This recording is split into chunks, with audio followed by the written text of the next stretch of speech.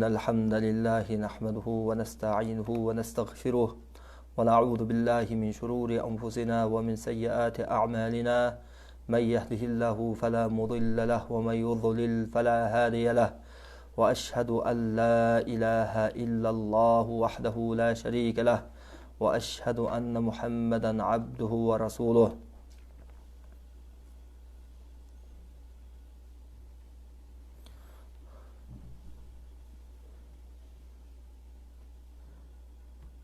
Звук қандай болып жатады? Звук тексеріп қойғыла. Звук жақсы болса, жазып қойғылачы.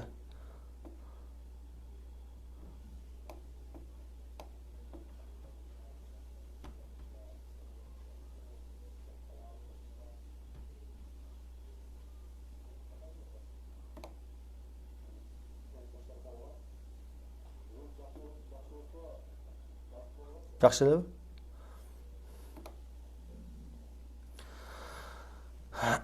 Ең эле жоболу Аллах субханаху ва таалага чексиз шүгүрлөр, мактоолор болсун.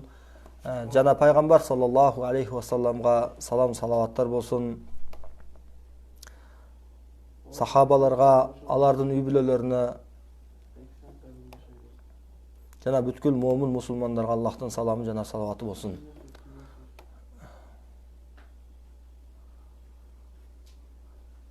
Тиякта сүйлөгүлөчү, айтып чыгып сүйлөгүлөчү, сураныч. Fikir çalatıp.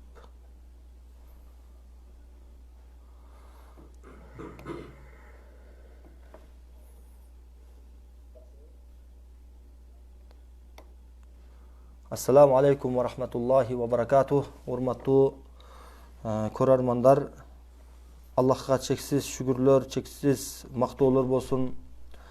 Мынакей түз эфирибизди баштап алдык.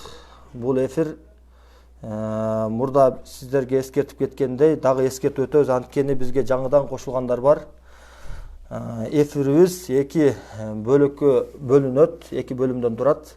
Биринчи бөлүмүндө суроо жооп кылабыз колубуздан келишинче. Анан экинчи бөлүмүндө болсо түздөн түз ушул түз эфир менен Кур'ан, рукуя окуйбуз. Суроо жооп бөлүмүндө азыр түздөн түз эфирдин астында комментарияларга бир чекеден жооп бергенге аракет жасайбыз иншалла.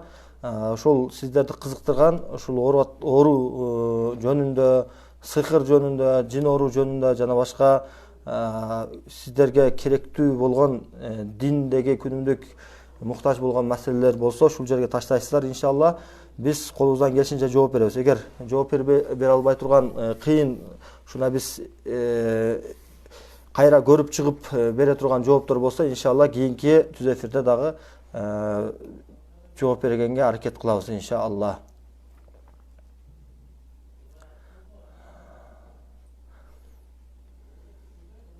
Анан азыр дагы эскерте кетейли.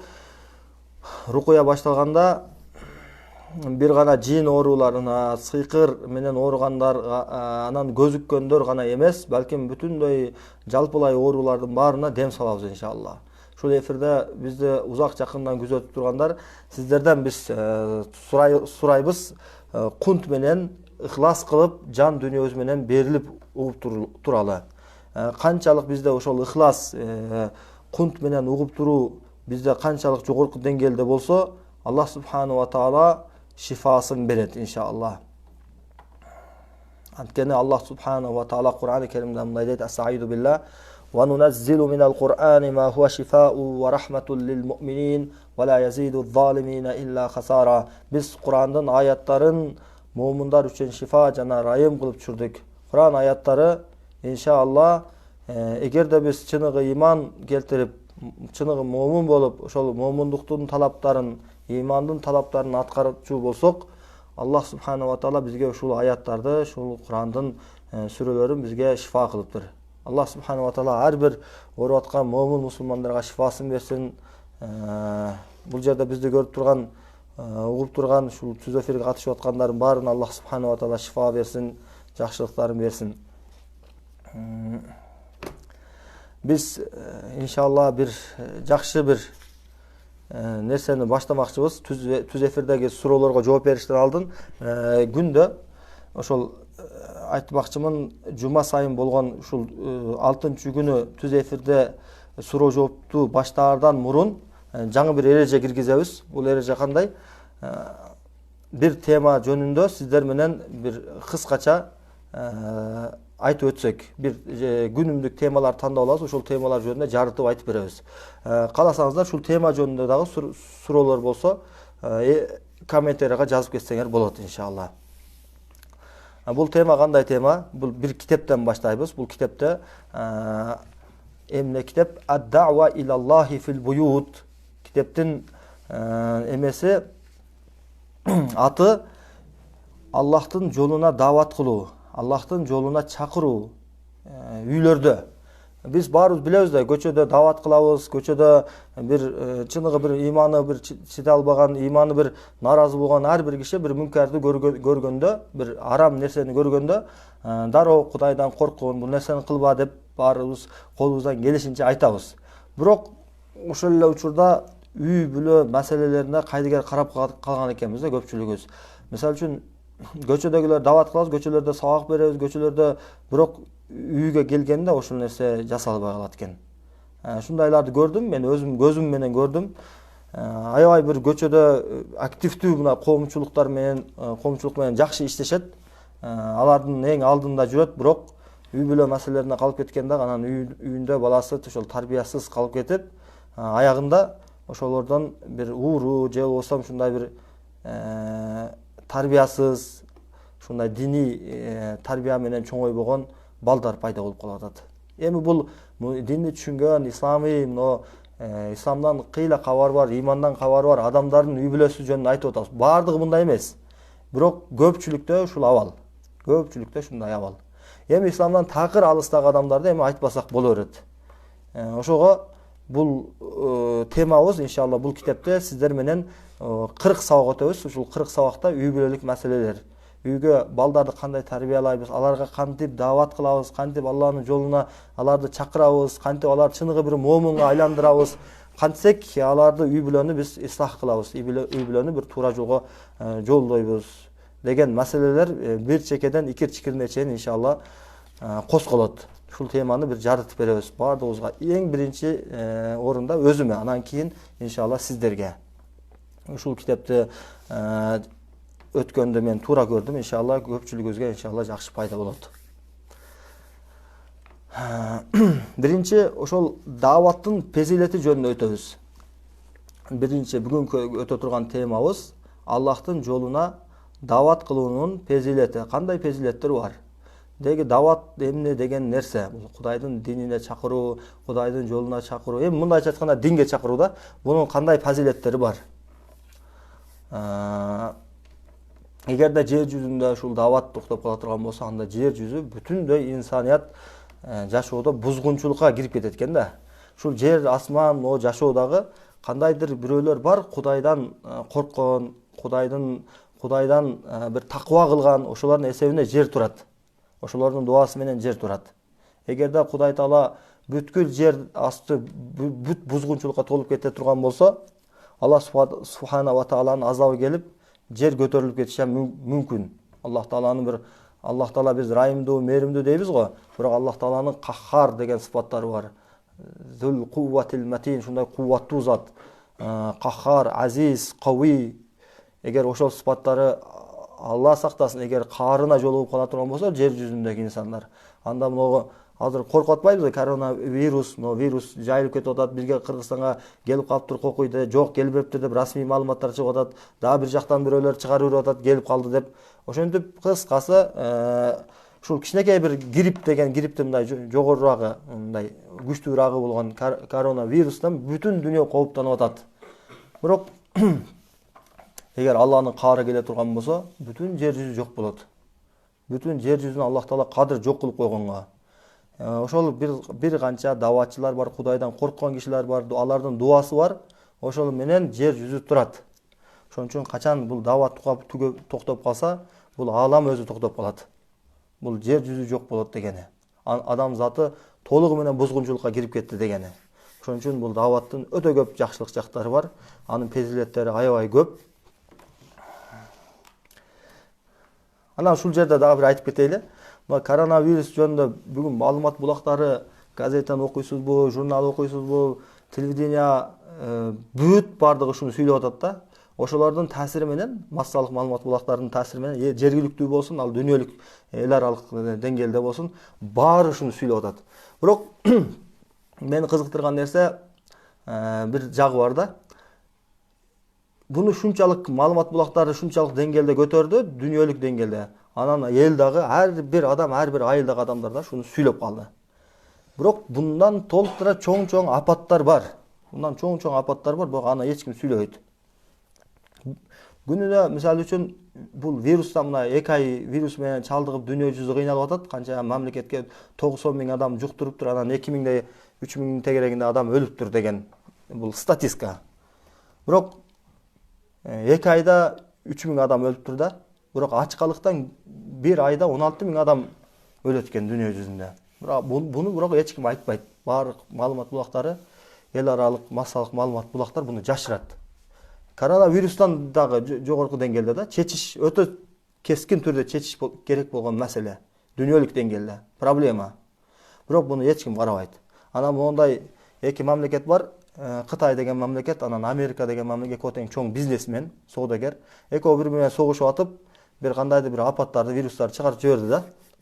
Ошо менен азыр бүтүн дүйнөсү алек болуп атат. Бирок андан да толтура чоң проблемалар бар. Аны бүгүн эч ким сүйлөбөйт. Аллах Таала өзү хидаят берсин аларга. Демек темага кайтабыз. Аллахтын жолуна дават кылуунун фазилети. Аллахтын жолуна дават кылуунун фазилети жөнүндө көптөгөн шариятыбызда, динибизде далилдер келген.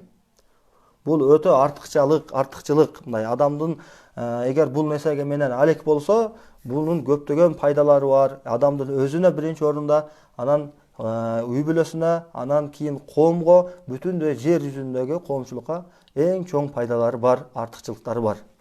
Аллах субхanahu ва таала Кур'ан-ы Керимде мындай дейт: "Аузу биллахи минеш-шейтанир ражим. Ва ман ахсану кавлан мимма да'a илаллахи ва амила салиха ва кала иннани минал муслимин." Мына бул аятка карагыла. Фуссилат сүрөсү 33-аят. Бул аятта Аллах субхanahu ва таала мындай деп атат: Аллахтын жолуна дават кылып, Аллахтын жолуна чакырып, жана ошол чакырган нерсесине өзү амал кылып, ошол жакшылыкка чакырган нерсесине биринчи өзү ошол жакшылыкка амал кылып, анан амал кылгандан соң вакала иннани минал муслимин, мен мусулмандарданмын, мен мусулманмын дегенден шундан көрө бир артыгыраак, шундан көрө абзелраак, шундан көрө бир улуураак бир сөз барбы деп атат Аллах Таала. Карагыла. Аллах субхanahu ва таала шул ногу нерсе Аллахтын жолуна чакырып, анан өзү жакшы салих амалдарды аткарган, жасаган киши, шул кишинин артыкчылыгын bundan өткөн артыкчылык, bundan өткөн бир аброй бул дүйнөдө жок деп атат Аллах субхanahu ва таала. Мусулмандын эгерде шул нерсе сизде болсо, шул сапааттар менен сапааттанган болсоңуз, Аллах субхanahu ва таала бул иштердин абзелдери бар да, могу иш жакшы иш, бул иш жакшы иш, да бул мындан жакшы иш деп бөлүнөт иштер. Мисалы үчүн медицина илими жыгач усталык илиминен албетте абзел да. Анткени жыгач усталык илим жыгачтын үстүндө иш алып бара турган илим. Стройка илими стройканын үстүндө, имараттын жөнүндө иш алып бара турган илим. Медицина болсо адамдын организми, адамдын ден соолугу,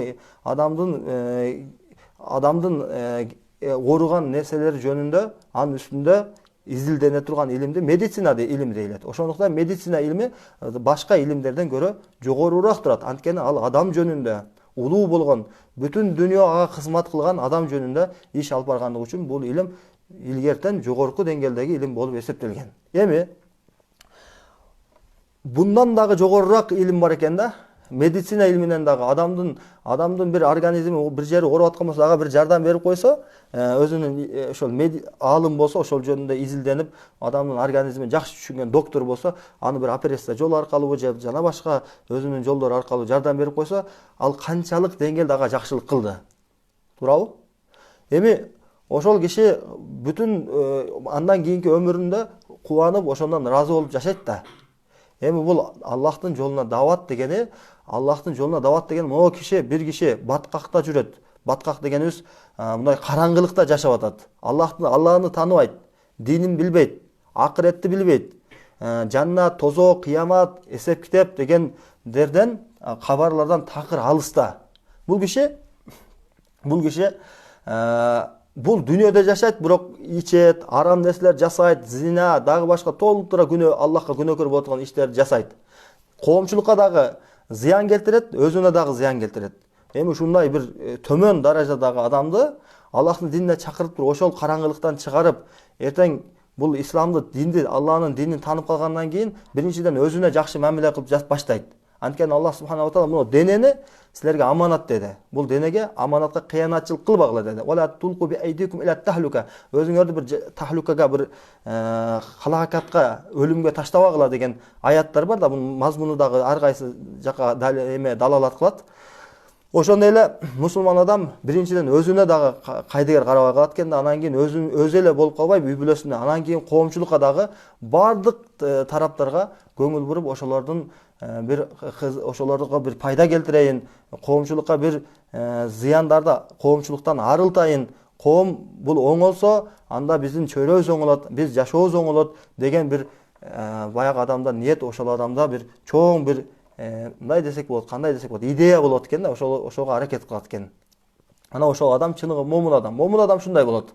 Момун адам дегенде ушуну түшүнүшүбүз керек. Аллахтын жолуна дават кылган, жана өзү салих амалдар кылган, анан кийин вакала иннани минал муслимин, мусулманмын деген адамдан көрө шундан жакшыраак бир сөз, шундан бир жакшыраак иш барбы деп атат Аллах субханаху ва таала. Карагыла, могу иштин деңгээли, могу иштин абзелдиги Аллах субханаху ва таала анын даражасын медицина жана башка түрлүү илимдерден караганда жогорураак койду.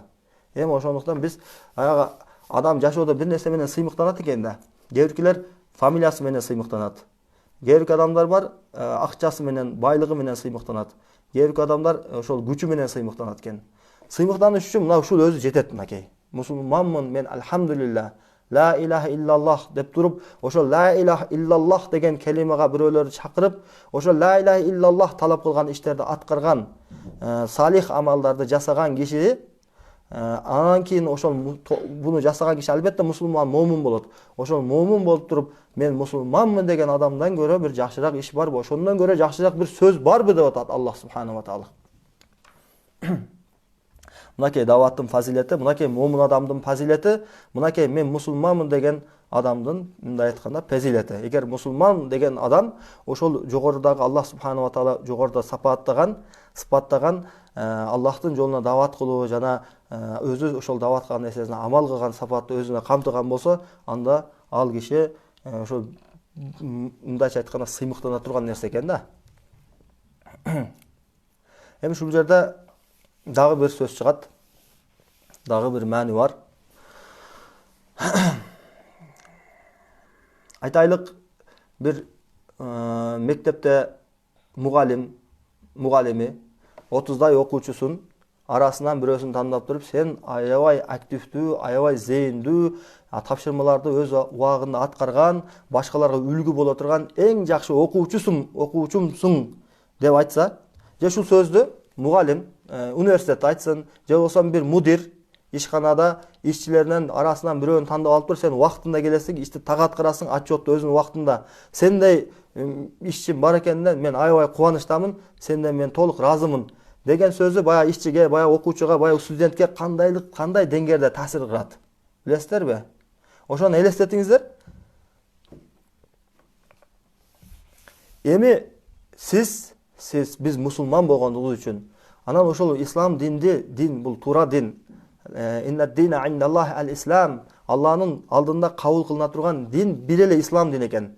Призывать этиле турган дин. Башка бир дагы дин кабыл болбойт Аллахтын астында. Ушул дин менен динделип, ушул динге эткат кылып, ушул дин менен жашаган, анан мусулманмын деп, анан мусулманчылыктын шарттарын толук аткарып, дават кылып, анан дават кылган нерсесине өзү амал кылган киши, Аллах субханаху ва таала айтып атат, bundan жогору деңгээлдеги иш жок деп атат. Эң жогорку деңгээлдеги иш ушул.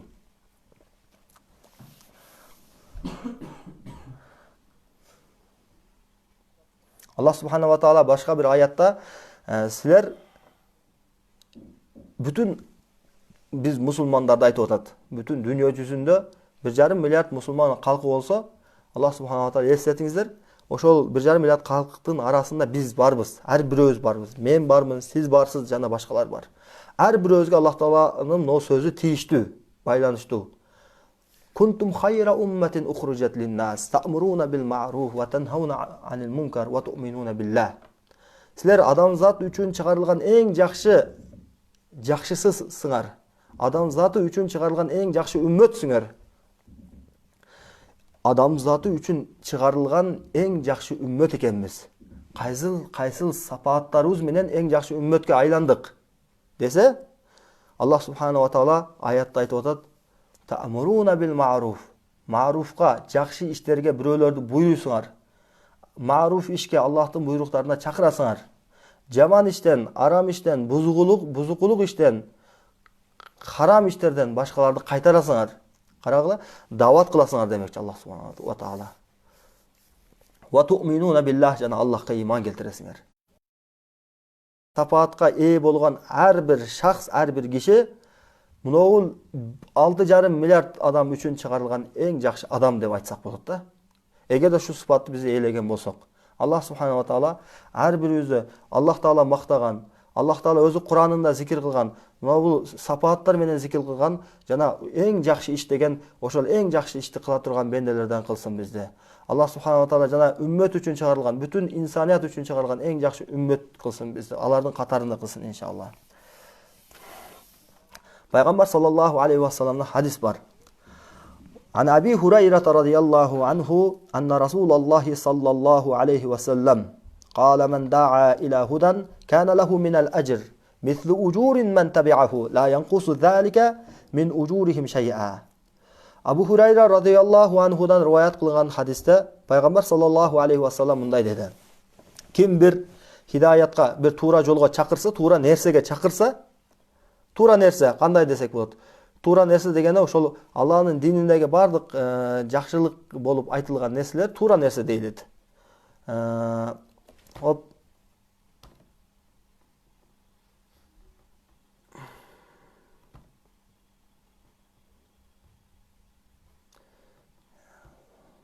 Кет отабы жакшы эле? Можер не болуп калды? Ким бир туура нерсеге чакырса, туура жолго болсун, бүтүндөй ислам динине же болсо ислам дининин ичиндеги Аллах таала бир кайтарган иштерден кайтарганга, кайтарган бир жаман иштен кайтарууга чакырсын, же болсо Аллах субханала ва таала буйруган бир милдеттер болсун, ошол милдетке башка бирөөлөрдү да ыраа көрүп, кел мусулман бир тууганым, Аллах субханала ва таала могу нерсени сага милдет кылган. Кыяматта эртең ар бирибиз бул жөнүндө суралабыз. Аллах субханала ва таала ар бир бул дүйнөдө амалдарыбыз жөнүндө сурайт экен. Акырет чындык, жаннат чындык, тозок чындык, эсеп китеп чындык деп ошол акыреттеги абалдардан эскертип, болуп мусулман болуп жашай турган болсо, ал мусулманчылык үчүн но сооп амалдар аткарган үчүн Аллах субханала ва таала анын жаннаттагы даражаларын айтып, аны ошол жаннаттагы даражаларга кызыктырып, туура нерсеге чакыра турган болсо, кана лаху минал ажр, ал үчүн сооп бар деп атат Аллах Пайгамбар саллаллаху алейхи ва саллам. Ал үчүн ажыр бар. Кандай ажыр десе, мислу уджури мен табааху. Ошол жакшы ишке баягы киши ээрчиген болсо, ошол ээрчиген адамдын ошол жасаган иштерине ага албетте Аллах таала ажыр берет да, сооп берет да. Ошол сооп берген ажыр буга дагы биринчи адамга да келип турат дейт. Эми буга келип туруштугу ошол кийинки адамдын алган сообун ла янкусу залика мин уджурихим, анын соопторун кеметип койбойт дейт. Андан кийин улан öğretкен. Бир жакшы ишти баштап койсоңуз, бир проектти, ошол жакшы иш кыямат күнүнө чейин уланса, ошол кыямат күнүнө чейин ар бир адамдын колу тийсе, ар бир адам ошондон пайдаланса, ар бир адам ошо менен туура жол тапса, ошолордун баарынын сообу сизге келе берет деген маселе. Ошондой эле бир жаман, бир харам нерсеге, бир жаман нерсеге бирөө баштаса, ошол жаман ишти бирөө улантса, анын күнөөсү ага келет, андан кийин уланта берсе, ошентип күнөөлөр келе берет экен. Дагы бир башка хадисте кабыл дегенде өлтүргөндүк үчүн кыямат күнүнө чейин ушинтип адам өлтүргөндүн мындай себепсиз күнөө бейгүнөө адам өлтүргөндүн күнөөсүнүн баары ошого келип турат деген маселе чыгат.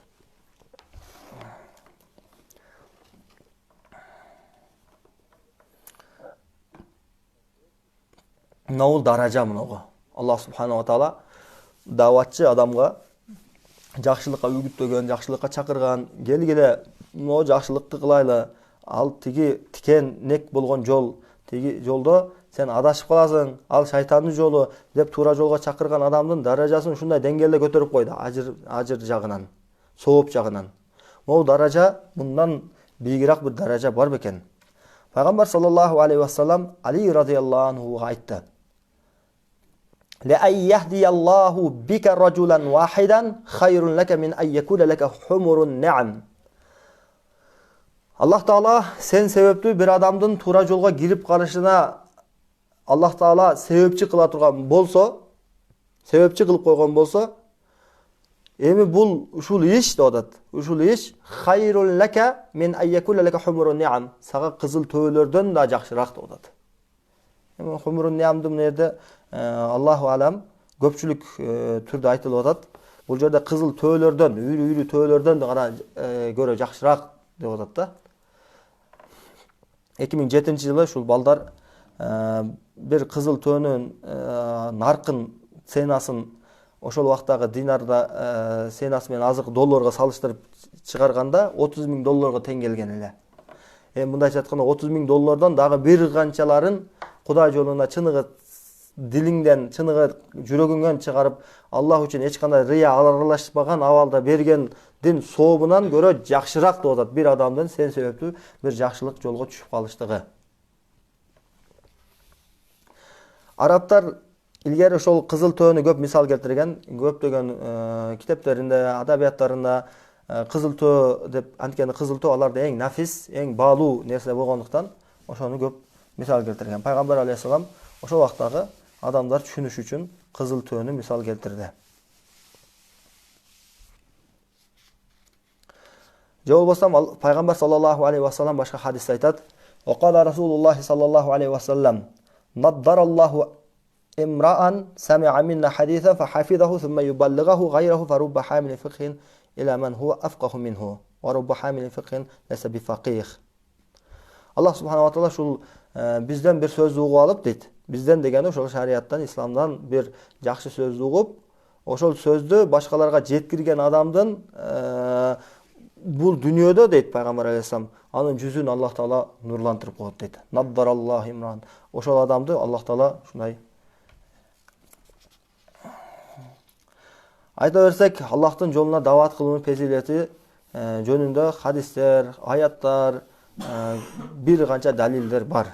Аябай көп. Бул тема узап кетет.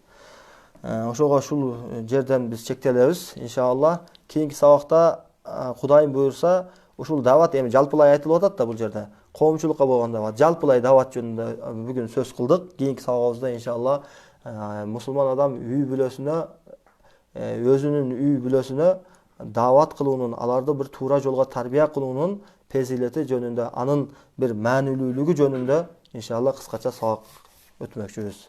Кийинки сабакта иншалла ошол жөнүндө болот. Суроолорго өтөлү иншалла. Берке телефон берип койсоң.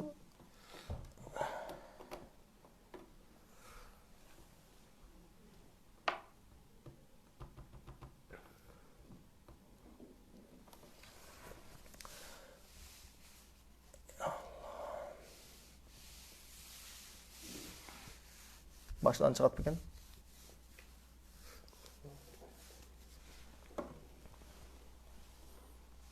Tağır çıkpay baştan ha? Ondan çıkpay beкен. Ondan çıkpay bu.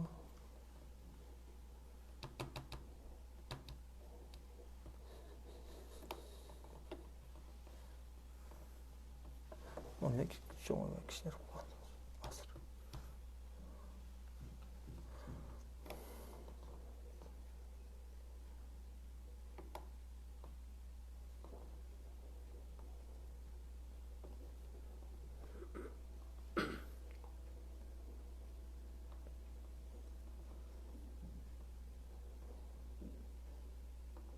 Oldu.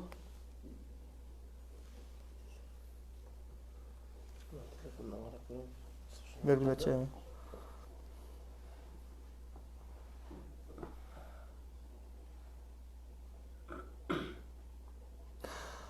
Bismillahirrahmanirrahim. Суроо жооп бөлүмүнө өтөбүз иншалла. Комментарияларга түшкөн суроолорго жооп берип баштайбыз. Bismillahirrahmanirrahim. Аруу Тулан деген эжеке суроо берип атат. Эгер жин бар экенин урукуячы далилдесе, тез чыгуу үчүн урукуячынын алдында эмне кылуу керек? Кантип отуруу керек? Мен өзүмө Куран окуп дем салам. Эч нерсе сезилбей жатат. Диагноз маселеси кимден билип алдыңыз? Эми аны билбейбиз, бизге караңгы. Сизде жин барбы, жин оору жокпу? Аны көпчүлүк бүгүнкү күндө бирөөлөр деле сенде жин бар окшойт деп, анан менде жин бар экен деп түшүнүп алгандар толтура болуп атат да. Бизге келишет, менде жин бар экен. Ким айтты десек, анан мага фаланчы айтты, түкүнчү айтты, же болсом көзү ачык айтты деп келишет да. Аны окуп көрсөң жин деле жок болуп чыгат негизи. Бул оорунун бар экенин өзүнүн диагноз коюш керек. Куран окуганда, укканда кээде могу сыйкыр менен жин ооруларынын симптомдору бири-бирине окшоп кетет. Аябай бири-бирине окшоп кетет. Сыйкыр менен магия менен ооруп аткан адамды деле жин кирген деп дешип коет экен. Же болсом көз үккөн адам, көз тийген адамды деле эсинеп көзүнөн жаш чыгат да. Сенде сыйкыр бар экен, кара дуга бар экен, сеники өтө оор экен, окутпасаң болбойт, аны да коркутуп коет экен. Ошон үчүн эгер жин чындап кирген болсо, жин бар болгон болсо, анда эмне кылыш керек? Эмне кылыш керек жөнүндө биз посттордо чыгарып жазганбыз, шарттарын айтканбыз. Ошолорго көңүл бурушуңуз керек. Мисалы үчүн тапшырмалар: Фалак, Нас, Аят Курсуну күндө 100 жолдон калдырбай окуңуз. Дарат менен жүрүңүз, 5 убакыт намазга бекем болуңуз. Рукуяны күндө 3 сааттан кем эмес угушуңуз керек. Эгерде жин сыйкыр болсо, 3 сааттан кем эмес. Анан бардык арам нерселерден алыс болуп, Аллах Таала сизге милдет кылган шар'ий милдеттерди аткарганга аракет кылышыңыз керек. Анан ошол эле убакта Аллахка тоокел кылып, башка бирөөлөрдөн күмөн кылбай, мени паланчы окутуп койду, ошол окутуп атат, мен билип атамын, түшүмдө кирди. Жок. Ошол нерсени ошол теманы толугу менен жаап салыш керек. Эшикти жаап койгондой. Ошол теманы жаап туруп, ким окутту деген темага кийлигишип алса, ошол адамдын сакайышы дагы, бул оорудан кутулушу дагы аябай кеч болот. Анткени оору ким жасаган болсо, Аллах Таала анын азабын берет, бул дүйнөдө дагы, акыретте дагы. Сыйкырчыга барган адам өзү амалдары бекер болот, бекерге чыгып кетет. Ошол канча жыл, 40 жыл намаз окуган болсо дагы амалы бекер болуп кетет деди Пайгамбар алейхиссалам. Дагы башка хадисте 40 күн кылган ибадаттары хабата болуп кетет деди. Толугу менен динден чыгып кетет деди, эгер ага этикат кылып бара турган болсо. Этикат кылып, ушул туура айтат, ушул чындыкты айтат деп бара турган болсо. Ошон үчүн ал маселени Кудайга тапшырабыз. Ошон үчүн биз кирише турган маселе бар, Кудай ага киришти бизге фарз кылып койгон маселелер бар. Биз ага кийлигишпей турган маселелер бар. Ал Кудайдын иши болот. Ага биз кийлигишпейбиз. Мисалы үчүн ким жасады деген маселен бизде факт болбогондон кийин болду. Факт жокпу? Демек ошол жок мойдон калыш керек. Аллах Таала жасаган адамга эгерде жүрөгүндө иманы болсо, Аллах субхана ва таалага бир хидаят берсин, туура жолдосун десек, Пайгамбар алейхиссалам сүннөтүн ээрчиген болобуз. Алла кечирсин, экинчи бул нерсеге барбай турган болуп калсын деп. Эгер кааласаңыз, каргасаңыз да боло берет, эми өз ыктыяр сизде. Бирок Пайгамбар алейхиссалам сүннөтү каргабаган. Пайгамбар алейхиссалам ушинтип динди жеткирген мезгилде Меккенин мушриктери Пайгамбар алейхиссаламга каршы чыкты. Каршы чыкканда дагы азаптады. Пайгамбар алейхиссалам ушул жолдо келе чыкканга толду. Пайгамбар алейхиссалам ушул жолдо ага ээрчигендер Кабанын тегерегинде ачыктан ачык намаз окуша албаш деле. Ла иляха иллаллах дегени үчүн Билал разияллаху анху билебиз да. Билал разияллаху ташка бастырып Умайя бин Халаф азаптаган Билал Пайгамбар алейхиссаламдын азанчысы жөнүндө. Ошол киши эмне үчүн азаптанды десе, ла иляха иллаллах деген үчүн. Аммар Ясир үй бүлөсү, сабран я али Ясир, Ясир үй бүлөсүнө Аллах сабыр берсин, сабыр кылгыла деп Пайгамбар алейхиссалам өтүп кетти. Анткени жардам бере албайт эле аларга. Мусулмандар алсыз болчу. Пайгамбар алейхиссалам ошондой деңгээлде зулум кылган, ошондой бир деңгээлде мусулмандарга, динге каршылык кылгандарды дагы Пайгамбар алейхиссалам дуа кылды, я Рабб. Булар түшүнбөй атат да, булар түшүнгөндө бул нерсени кылмак эмес. Аллахым буларды хидаят кылгын деди. Арасынан 5-6 адамга каргыштады пайгамбар алейхиссалам. Алардын ичинде бирөө Абу Лахаб, дагы бирөө Абу Жахил, Аллах алам. Дагы бирөө Умайя. Ошол 6 тең ошол жакын арада пайгамбар алейхиссалам дуасынан кийин бир канча айлар өтүп эле өлүп кетишти. Абу Лахаб шундай үйүндө өлөт. Абу Лахаб өлгөндө пайгамбар алейхиссалам ушундай бир кандай десе болот. Баягы керек болсо аны бар жерге көмө албай коюшту да. Шунчалык сасып кеткен, баягы өзүнүн үй бүлөсү, өзүнүн бир туугандары дагы жанына бара албай, атайын бир кишилерди жалдап туруп, көтөрүп алып барып көмүп салышты. Ошончалык бир ооруп, сасып, адам жоло албай турган даражада Аллах Таала кор кылды. Эми сизге бирөө сыйкырлады деп күмөн кылып аткан болсоңуз, ошол адамга дуа кылыңыз. Жакшылык менен дуа кылыңыз. Пайгамбар алейхиссаламдын сүннөтү. Пайгамбар алейхиссалам мушриктерге дагы, мусулман эмес, иманга толук каршы чыгып аткан, Аллахтын динине толук каршы чыгып аткан мушриктерди дагы пайгамбар алейхиссалам жакшылык менен дуа кылган. Булар түшүнбөй атат, хидаят кылгын буга. Аллахума а'иззал ислама би Умар деп, Умар менен исламды азиз кылгын деп пайгамбар алейхиссалам дуасы эки адамды айткан. Ошонун ичинен Умар разияллаху анху исламды кабыл алып калагыла. Кийин Умар разияллаху анху динди кабыл алгандан кийин Умардын колу менен канча жерлерге дин жетип барды, канча жерлерге дават жетип барды. Умар менен кандай деген адилеттүүлүк орноду. Ошон үчүн биз жаман көрүп аткан киши дагы эртең исламды түшүнүп калса, бизден жакшыраак болуп кетиши мүмкүн. Аллахка жакшылык менен дуа кылсак, иншалла сүннөт болот. Тез айыгуу үчүн ошол тапшырмаларды аткарыңыз. Тапшырмаларда кайдыгер карабай, алда карай умтулуп, Аллахтан үмүт кылып, үмүттү үзбөй, Аллах Таала ар бир оору берген болсо, шифасын да берип койду. Аллах шифа берет, шифа берүүчү зат. Ибрахим алейхиссалам Куранда фа иза маридту фа хуа яшфин. Мен оорусам, өйдөдөгү зат мага шифа берет деди. Пайгамбарлардын ыйманы бул.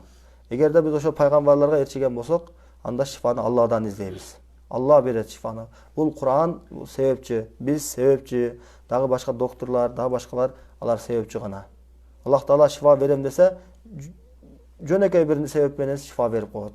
Эгер Аллах шифа бербейм десе, Аллах Таала 1000 күндө 24 саат рукуячын алып келип окутсаң деле шифа бербейт. Ошон үчүн шифаны Алладан, этикатыбызды оңдойлу, Алладан сурайлы. Алла берет иншалла. Ассаламу алейкум, устаз. Эмне себептен жакшылык кылууда рия аралашып кетет? Мунун себеби эмнеде дейт. Исламидинова муслима деген карындашыбыз, ва алейкум ассалам. Рия эмне үчүн аралашып кетет? Анткени адамда ушундай Кудай Таала табигый, мындай табигатан ушул жаратылышында инстинкт кылып жаратып койгон экен. Эмнени десе, инсан ушундай мактангысы келет экен да. Ар бир адамда бар. 7 жаштан 70 жашка чейин адамда мактануу деген сезим бар да. Ошол сезим, мактануу деген сезим бар. Башкалардан бийигирээк болоюн деген сезимдер бар. Ошол сезимдерге баягы акылдын өкүмдөрүн сезимдерге моюн сундуруп койсо, сезимдер өйдөгө көтөрүлөт дагы, анда адамды сезим башкарылып калат. Сезим ушинтип күнөөлөргө кирип кетет, рияга кирип кетет. Рия дегени эл көрсүн аткаруу, эл уксун деп бир амалды жасайт. Бир амал жасайт дагы, эл укпаган болсо атайын уктурат, ага мен шуну жасадым деп. Же уктурат, же көргөзүп коет. Ошондой нерсе аралашса, амал бекерге чыгат дагы. Аллах Таала ал амал үчүн эгер бүтүн дүйнөнүн алтынын садака кылып жүргөн болсо дагы, анын сообу болбой калат. Эгер бир тукумдай же болбосо бир курмадай сооп амалды, ошол бир нерсени бир ошонун муктаж адамга Кудай үчүн мына делиңизде, жүрөгүңүздө, сезимиңизде бир рия аралашпаган абалда берсеңиз, анда ошол Аллах субханала ва таала курмадай нерсени сиздин ыхласыңызга, сиздин ишенимиңизге жараша Аллах Таала бүтүн дүйнөнүн алтынындай сооп жазышы да мүмкүн. Аллах Таала Ар-Рахман Ар-Рахим, мээримдүү жана ырайымдуу, анын фезилети кең зат экен.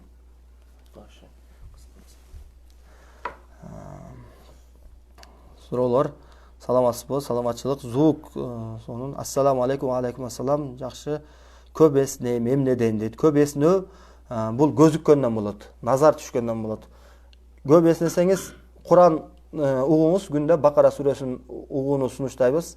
Же болбосо анан Фалак, Нас, Аят ал-Курсуну күндө 100 жолдон окуңуз иншалла. 10 күн окусаңыз, бул эгер көз болсо, көз назар тийген болсо, бул нерсе арылып кетет, жок болуп кетет. Анан сууга дем салып туруп, мына 1 литр сууга оозуңузду жакын сууга алып барып, Фалак, Нас, Аята Күрсү, Аманар Расул, Фатиха сүрөлөрүн окуп, деп дем салып туруп, баягы ошол сууга жуунуңуз, же болбосо ошол сууну ичиңиз. Иншалла көзгө шифа болот. Ассаламу алейкум, Болот Айбашов. Ва алейкум ассалам, Алла разы болсун. Ассаламу алейкум, ва алейкум ассалам. Рукуя учурунда ачкачылык тууралуу түшүндүрүп берсеңиз дейт. Аруу тулан. Рукуяны окутуп, бир 15 күн же 20 күн өзүңүз үстүңүздө үй шартында аткарып аткан болсоңуз, эч кандай рукуячысыз эле. Анда бир 20 күн, 30 күн рукуя угуп, рукуя эме кылып, тапшырмаларды аткарып, Кудайдан сурап, күндө тапшырмаларды аткарып, алып барсаңыз, анан жеңилдеп калгандан кийин, эң акырында 5 литр сууду жылытасыз, же 3 литр сууну жылытып, баягы иче турган деңгээлге жылытып, 250 грамм оливковый масланы баягы сууга дем салып туруп куясыз. Анын үстүнө бир 200 граммдай бал кошсоңуз да болот, бал кошпосоңуз да боло берет. Балды коштун себеби оливковый масло көбүрөөк адам иче албайт да, ошого бал кошулат.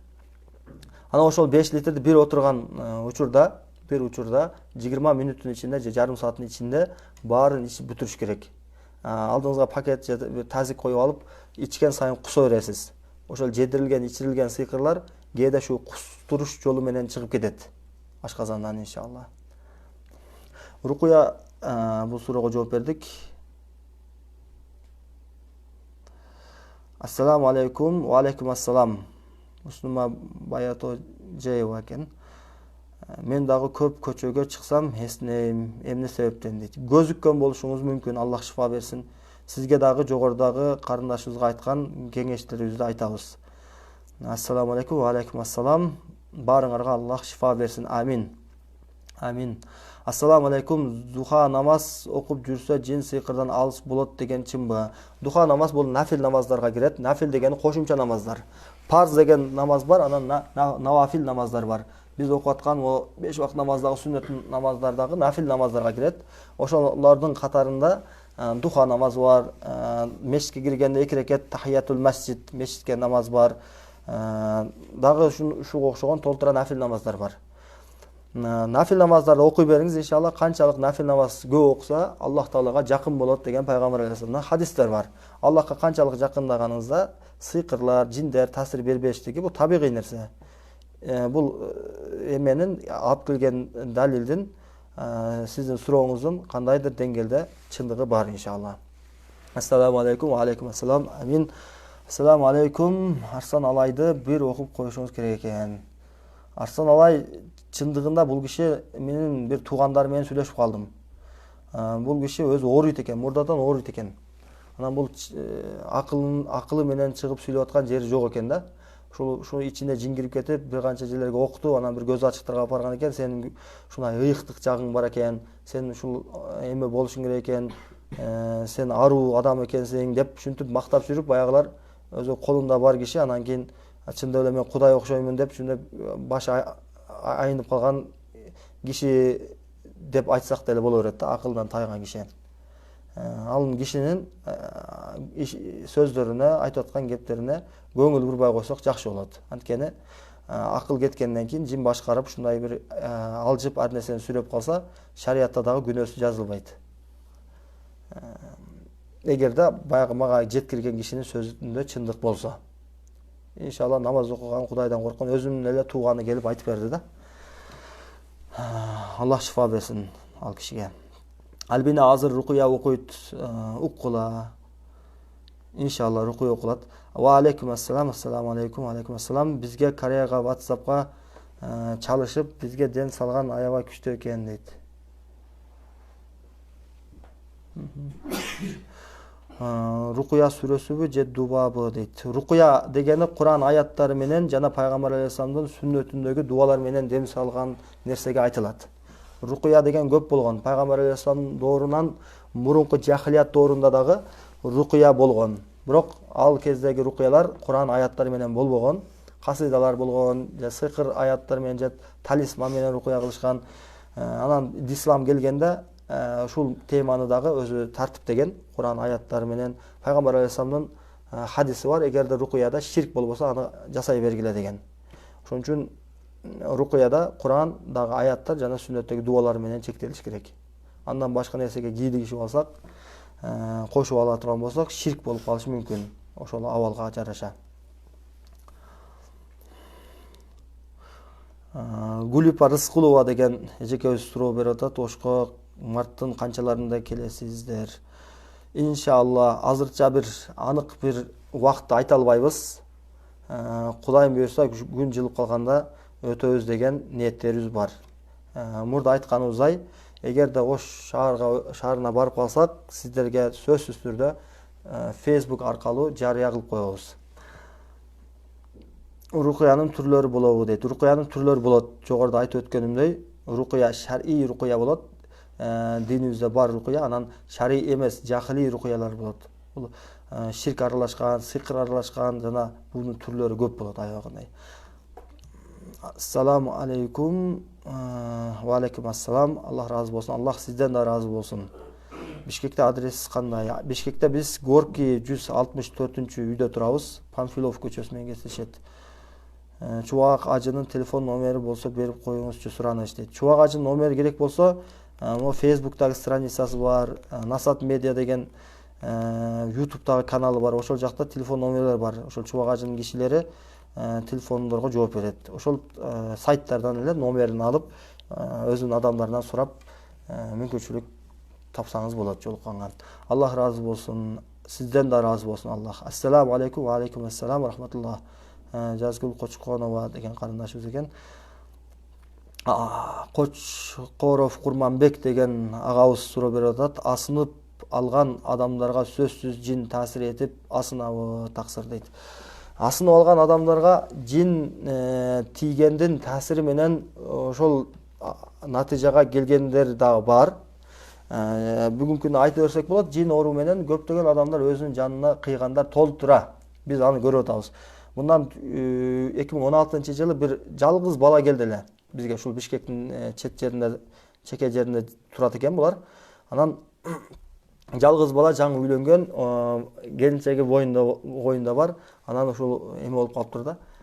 Жин кирип алыптыр. Бизге алып келди, окудук, жин бар экен диагноз коюп, сөзсүз келсин, эч токтотбосун. Бул өтө кооптуу нерсе деп түшүндүрдүк, бирок билбейм, Аллах Таала ушинтип насип кылган экен да. Анан бизге келбей койду. Арадан 4-5 күн өткөндөн кийин өзүнүн үйүнүн астында, малканасында асын өлүп алыптыр. Ушундай учурлар болот. Жин оору себептүү. Анан буну асын өлгөндөрдүн эмне үчүн өлүп атат, бунун себептери толтура. Кээде мына жашоодогу көйгөйлөрдөн улам асын өлгөндөр бар. Намысына тийип кетип, мектепте же университетте башкалар тарабынан намысына тие турган сөз күндө кайталанып, баягы коомчулуктан, баягы өзүнүн кругунан чыгып калып, депрессияга түшүп, стресс болуп, ошондон улам асын өлгөндөр болот. Айрыкча могу 16, 17, 18 жаш кезиндеги балдарда. Переходный возраст деп коебу, ошол жашта көпчүлүк ушундай нерсеге кабылгандар бар. Анан кийин тиричилик маселеси, жашоодун кыйынчылыгынан улам өзүн асып алгандар бар. Асынып алуу бул чечим эмес да. Чечим эмне кыларын билбей, кайсы жерден эшик бар экенин билбей, каяктан чыгарын билбей, кыйналып, акыры жол таба албай, мына ушул чечим экен, асынып өлсөм баарынан кутулат экеним деп туруп асынып алгандар бар да. Бул деле ошол динди түшүнбөгөндүктөн, исламдан алыс болгондуктан болуп атат баары. Анткени ар бир көйгөйдү чечсе болот. Динибизде ар бир маселени чече турган жери бар. Бирок ошол тарбиядан болот экен, ар кандай айтор түрлөрү көп экен да. Бул жөнүндө бир кененирээк кийин дагы бир иншалла сөз кылмакчыбыз, Кудайым буйрса. Ассаламу алейкум ва алейкум ассалам. Ниеттерибиз кабыл болсун, ишиңизге ийгилик дейт. Амин. Амин. Алла разы болсун.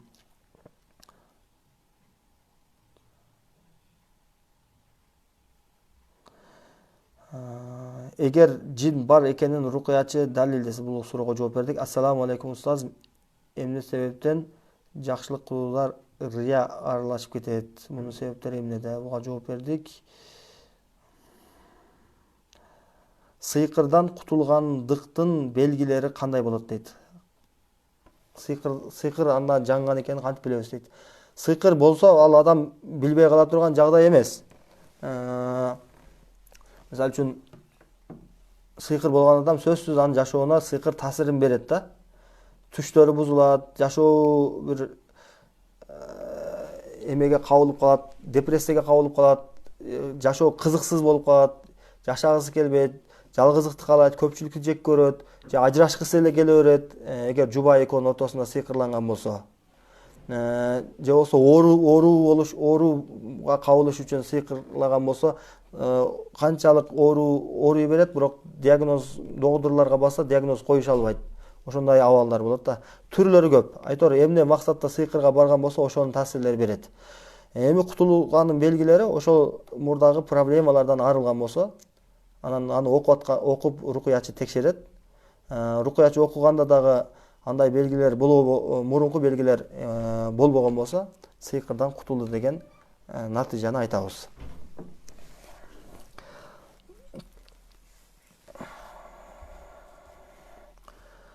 Жаңыл Сергазиева деген карындашыбыз суроо берип атат. Саламатсызбы?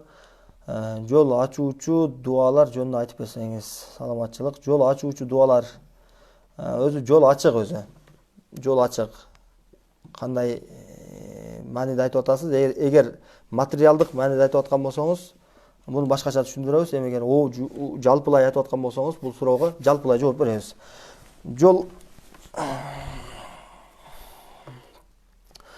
Жол эки жол бар өзү адамдын жашоосунда.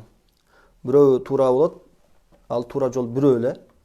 Экинчиси туура эмес жол, залалат жолу. Ал туура эмес.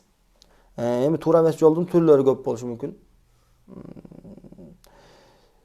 Ошол эки эле жол бар, жалпылай айта турган болсок, бирөө туура жол, бирөө туура эмес жол. Ошол туура жолго жүрүш үчүн туура нерсени кылышыбыз керек экен да. Ошол жолго түшүшүбүз керек. Туура эмес жолдо жүрүп бараткан болсок, ошол туура эмес жолдон бутубузду алып, ошол жолдон чыгып, туура жолго киришибиз керек. Аллах Таала Кур'ан-ы Каримде айтат: "Астагфиру билла.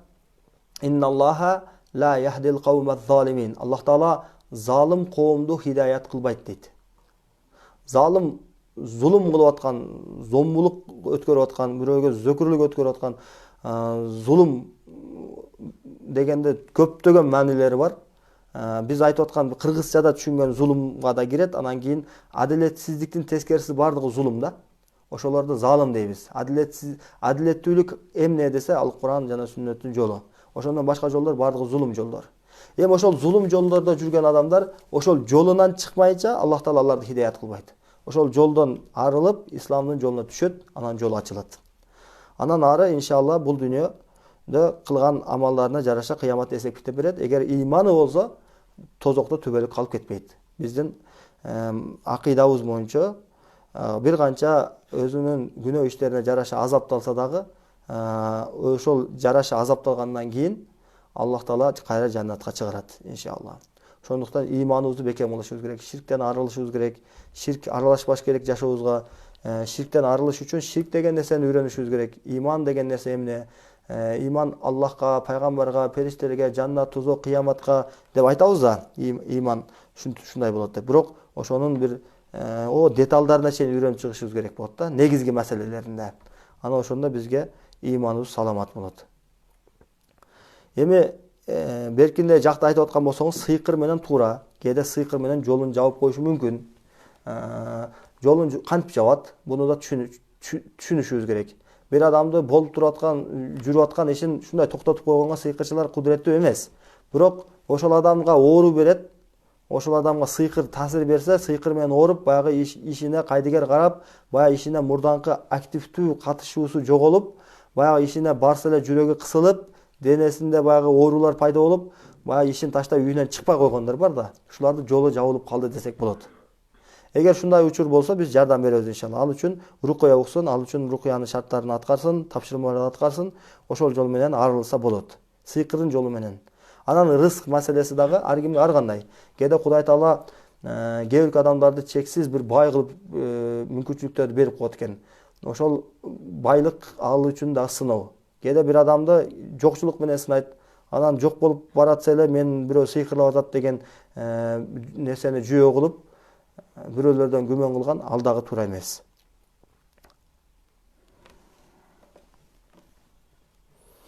Урмат Саламат уулу суроо берип атат. ТВдан көрсө болобу дейт. Жок, бизди Facebook'тан гана көрө аласыз иншалла. Түз эфир Facebook'та гана болот. Дубадан кантип сактанса болот? Дубадан сактаныш үчүн защита дуаларды окушубуз керек. Эртең менен кечки дуалар, 5 убакыт намазга бекем болуп, иманды бекем кармап, харам нерселерден алыс болуш керек. Ошол нерселер адамга защита.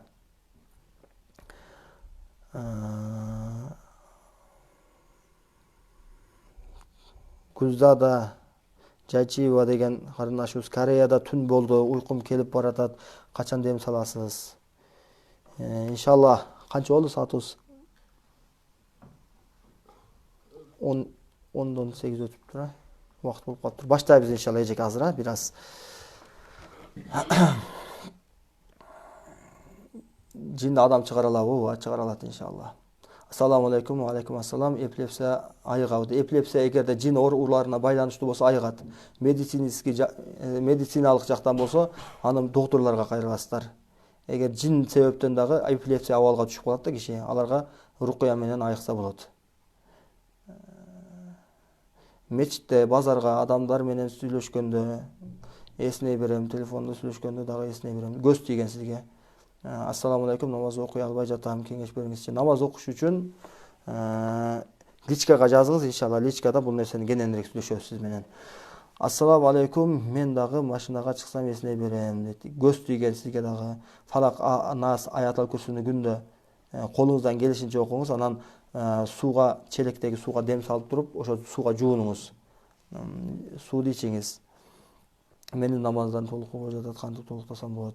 Аллах Таала иманыңызды бекем кылсын. Личкага жазыңыз сиз дагы. Эпилепсия айыгабы дейт. Эпилепсия айыгат. Эпилепсия айыгат. Доктурлар айыкпайт дейт. Бул анткени хронический деп анан айыкпай турган оорулар, шизофрения, эпилепсия деп айтып коюшат да. Жок, ар бир оорууду айыгат деп айтабыз. Анткени бизге пайгамбар алейхиссалам айыгат деп үйрөттү. Аллах Таала бир дартты түшүргөн болсо, анын шифасын да түшүргөн. Шифа издегиле деп пайгамбар алейхиссалам. Аллах Таала ар бир мусулмандарды оорутпасын, шифасын берсин, имандарыбызды бекем кылсын.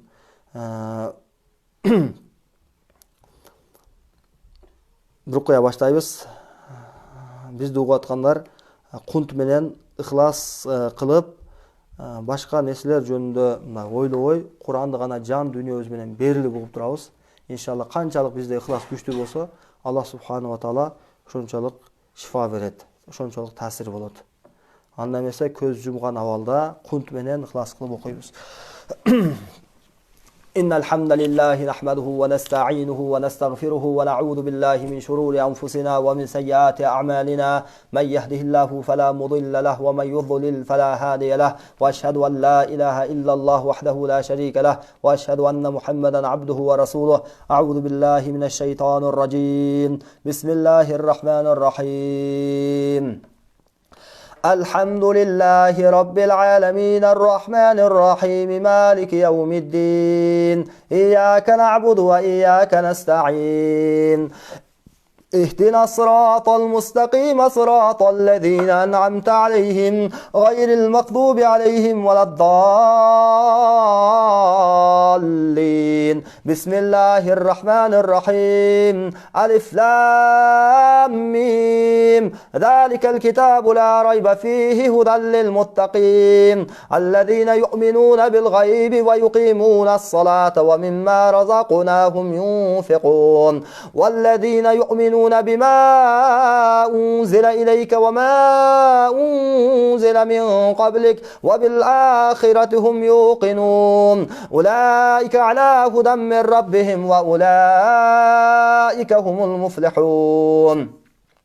بسم الله الرحمن الرحيم واتبعوا ما تتلو الشياطين على ملك سليمان وما كفر سليمان ولكن الشياطين كفروا يعلمون الناس السحر يعلمون الناس السحر يعلمون الناس السحر يعلمون الناس السحر وما أنزل على الملكين ببابل هاروت وماروت وما يعلمان من أحد حتى يقولا إنما نحن فتنة فلا تكفر فيتعلمون منهما ما يفرقون به بين المرء وزوجه وما هم بضارين به من أحد إلا بإذن الله ويتعلمون ما يضرهم ولا ينفعهم ولقد علموا لمن اشتراه ما له في الآخرة من خلاق ولبئس ما شروا به أنفسهم لو كانوا يعلمون بسم الله الرحمن الرحيم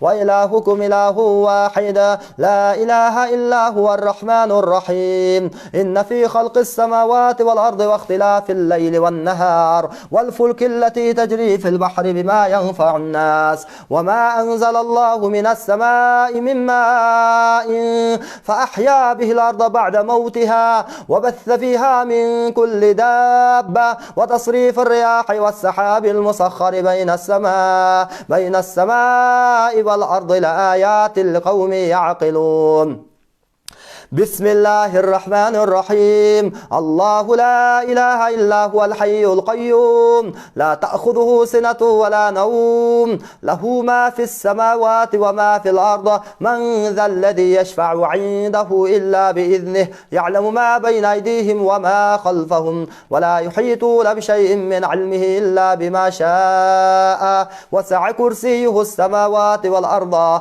ولا يؤوده حفظهما وهو العلي العظيم لا إكراه في الدين قد تبين الرشد من الغي فمن يكفر بالطاغوت ويؤمن بالله فقد استمسك بالعروة الوثقى لا انفصام لها والله سميع عليم الله ولي الذين آمنوا يخرجهم من الظلمات إلى النور والذين كفروا أولياؤهم الطاغوت يخرجونهم من النور إلى الظلمات أولئك أصحاب النار هم فيها خالدون بسم الله الرحمن الرحيم آمن الرسول بما أنزل إليه من ربه والمؤمنون كل آمن بالله وملائكته وكتبه ورسله لا نفرق بين أحد من رسله وقالوا سمعنا وأطعنا غفرانك ربنا وإليك المصير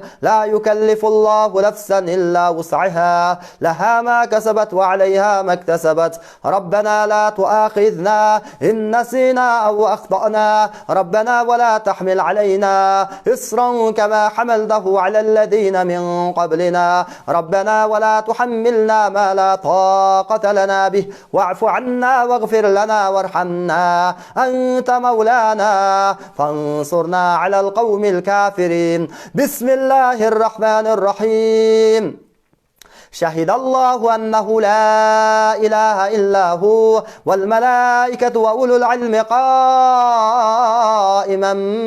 بالقسط لا إله إلا هو العزيز الحكيم إن الدين عند الله الإسلام وما اختلف الذين أوتوا الكتاب إلا من بعد ما جاءهم العلم بغيا بينهم فمن يكفر بآيات الله فإن الله سريع الحساب بسم الله الرحمن الرحيم وأوحينا إلى موسى أن ألق عصاك فإذا هي تلقف ما يأفكون فوقع الحق وبطل ما كانوا يعملون فغلبوا هنالك وانقلبوا صاغرين وألقي السحرة ساجدين قالوا آمنا برب العالمين رب موسى وهارون بسم الله الرحمن الرحيم فلما ألقوا قال موسى ما جأتم به السحر إن الله سيبطل إن الله سيبطل إن الله سيبطل إن الله سيبطل إن الله سيبطل إن الله سيبطل إن الله سيبطل إن الله سيبطل إن الله سيبطل، إن الله سيبطل، إن الله سيبطل، إن الله سيبطل، إن الله سيبطل، إن الله سيبطل، إن الله سيبطل، إن الله لا يصلح عمل المفسدين ويحق الله الحق بكلماته ولو كره المجرمون. بسم الله الرحمن الرحيم. شهد الله أنه لا إله إلا هو والملائكة وأولو العلم قائما بالقسط لا إله إلا هو العزيز الحكيم. إن الدين عند الله الإسلام وما اختلف الذين أوتوا الكتاب إلا من بعد ما جاءهم العلم باغيا بينهم فمن يكفر بآيات الله فإن الله سريع الحساب. بسم الله الرحمن الرحيم. والصافات صفا فالزاجرات زجرا فالتاليات ذكرا إن إلهكم لواحد رب السماوات والأرض وما بينهما ورب المشارق. إنا زينا السماء الدنيا بزينة الكواكب وحفظا من كل شيطان مارد لا يسمعون إلى الملأ الأعلى ويقذفون من كل جانب دحورا ولهم عذاب واصب، دحورا ولهم عذاب واصب إلا من خطف الخطفة فأتبعه شهاب ثاقب فاستفتهمهم أشد خلقا أمن خلقنا إنا خلقناهم من طين لازب بل عجبت ويسخرون وإذا ذكروا لا يذكرون وإذا رأوا آية يستسرخون وقالوا إن هذا إلا سحر مبين. بسم الله الرحمن الرحيم. يا معشر الجن والإنس إن استطعتم أن تنفذوا من أقطار السماوات والأرض فانفذوا لا تنفذون إلا بسلطان. فبأي آلاء ربكما تكذبان؟ يرسل عليكما شواظ من نار ونحاس فلا تنتصران. فبأي آلاء ربكما تكذبان؟ يرسل عليكما شواظ من نار ونحاس فلا تنتصران. فبأي آلاء ربكما تكذبان؟ O bul denelerdeki erkek jana urgaçı zalim jinler, köz açıktın malaylары, sıyqırçının kulları, Allah'ın düşmanları, Allah'dan korkup Rasulullah sallallahu aleyhi ve sellem'ga itaat kılıp, moyun sunup, bul denelerden çıkıp ketkiler. Bismillah la havle ve la kuvvete illa billah.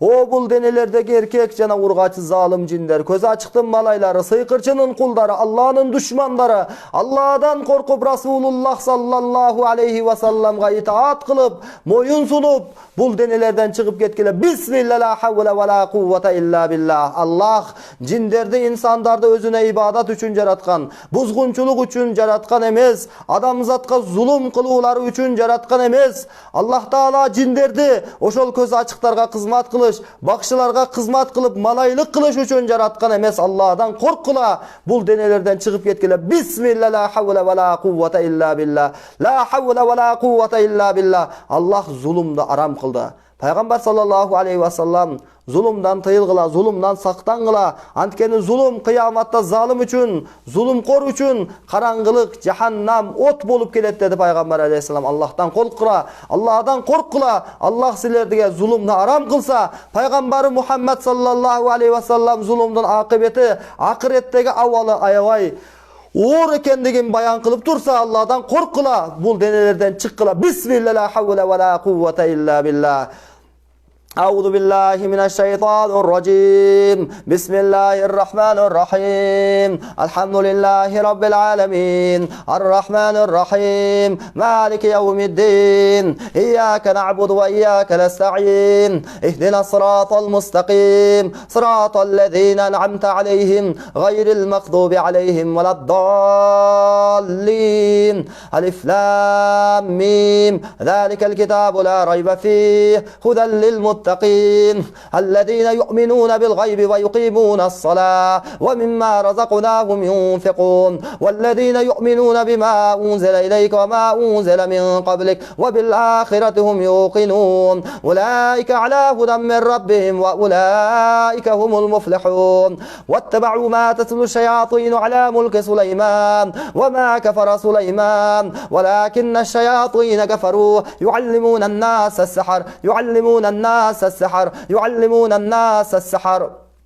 يعلمون الناس السحر وما أنزل على الملكين ببابل هاروت وماروت وما يعلمان من أحد حتى يقولا إنما نحن فتنة فلا تكفر فيتعلمون منهما ما يفرقون به بين المرء وزوجه وما هم بضارين به من أحد إلا بإذن الله ويتعلمون ما يضرهم ولا ينفعهم ولقد علموا لمن اشتراه ما له في الآخرة من خلاق ولبئس ما شروا به أنفسهم لو كانوا يعلمون بسم الله الرحمن الرحيم وإلهكم إله واحد لا إله إلا هو الرحمن الرحيم إن في خلق السماوات والأرض واختلاف الليل والنهار والفلك التي تجري في البحر بما ينفع الناس وما أنزل الله من السماء من ماء فأحيا به الأرض بعد موتها وبث فيها من كل دابة وتصريف الرياح والسحاب المسخر بين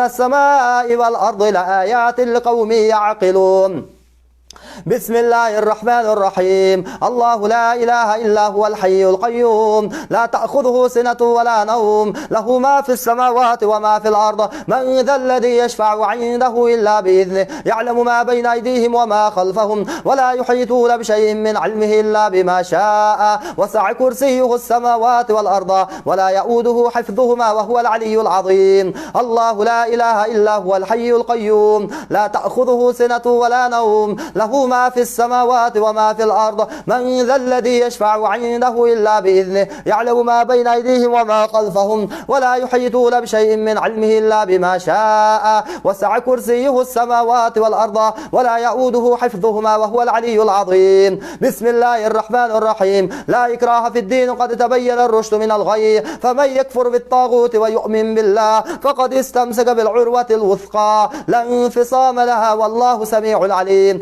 الله ولي الذين آمنوا يخرجهم من الظلمات إلى النور والذين كفروا أولياؤهم الطاغوت يخرجونهم من النور إلى الظلمات أولئك أصحاب النار هم فيها خالدون بسم الله الرحمن الرحيم آمن الرسول بما أنزل إليه من ربه والمؤمنون كل آمن بالله وملائكته وكتبه ورسله لا نفرق بين أحد من رسله وقالوا سمعنا وأطعنا غفرانك ربنا وإليك المصير لا يكلف الله نفسا إلا وسعها لها ما كسبت وعليها ما اكتسبت ربنا لا تؤاخذنا إن نسينا أو أخطأنا ربنا ولا تحمل علينا إصرا كما حملته على الذين من قبلنا ربنا ولا تحملنا ما لا طاقة لنا به واعف عنا واغفر لنا وارحمنا أنت مولانا فانصرنا على القوم الكافرين بسم الله الرحمن الرحيم شهد الله أنه لا إله إلا هو والملائكة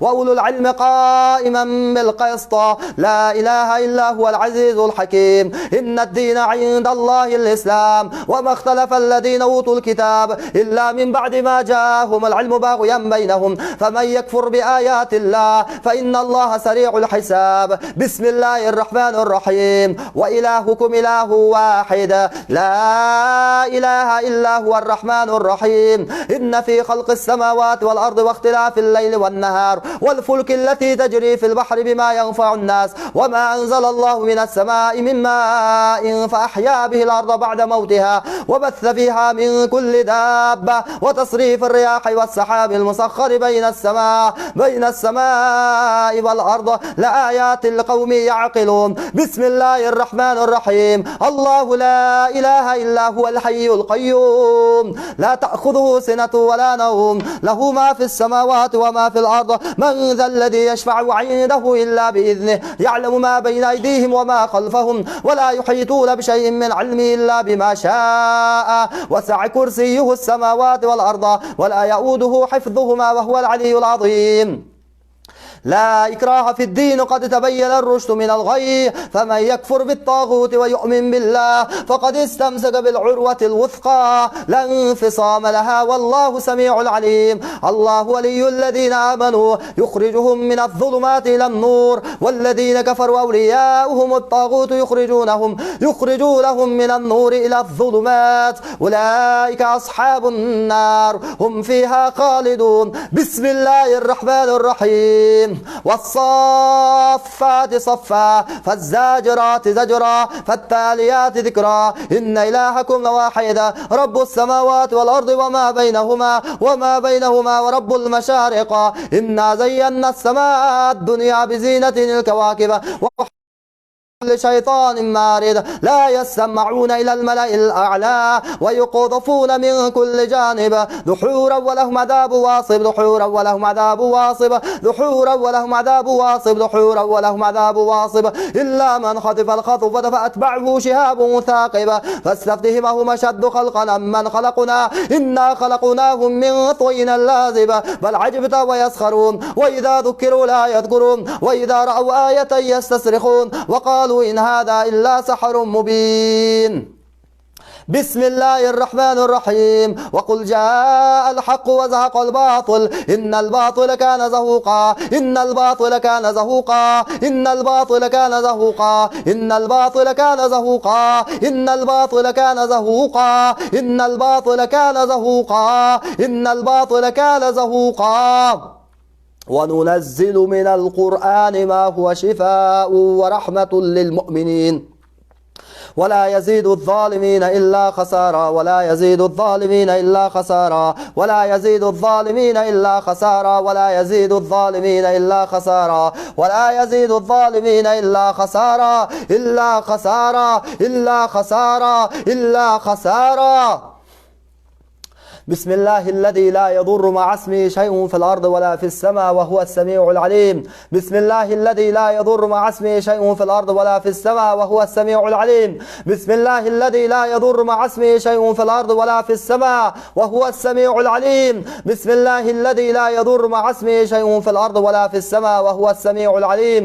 بسم الله الذي لا يضر مع اسمه شيء في الأرض ولا في السماء وهو السميع العليم. بسم الله الذي لا يضر مع اسمه شيء في الأرض ولا في السماء وهو السميع العليم. بسم الله الذي لا يضر مع اسمه شيء في الأرض ولا في السماء وهو السميع العليم. لا حول ولا قوة إلا بالله لا حول ولا قوة إلا بالله لا حول ولا قوة إلا بالله لا حول ولا قوة إلا بالله. لا إله إلا الله وحده لا شريك له له الملك وله الحمد يحيي ويميت وهو حي لا يموت بيده الخير وهو على كل شيء قدير. أعوذ بالله من الشيطان الرجيم. بسم الله الرحمن الرحيم. والصافات صفا فالزاجرات زجرا فالتاليات ذكرا إن إلهكم لواحد رب السماوات والأرض وما بينهما ورب المشارق إنا زينا السماء الدنيا بزينة الكواكب وحفظا من كل شيطان مارد لا يسمعون إلى الملأ الأعلى ويقذفون من كل جانب دحورا ولهم عذاب واصب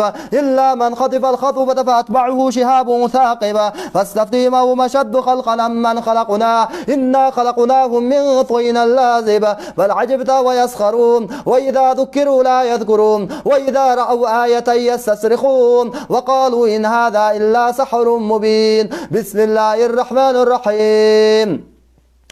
والصافات صفا فالزاجرات زجرا فالتاليات ذكرا إن إلهكم لواحد رب السماوات والأرض وما بينهما ورب المشارق.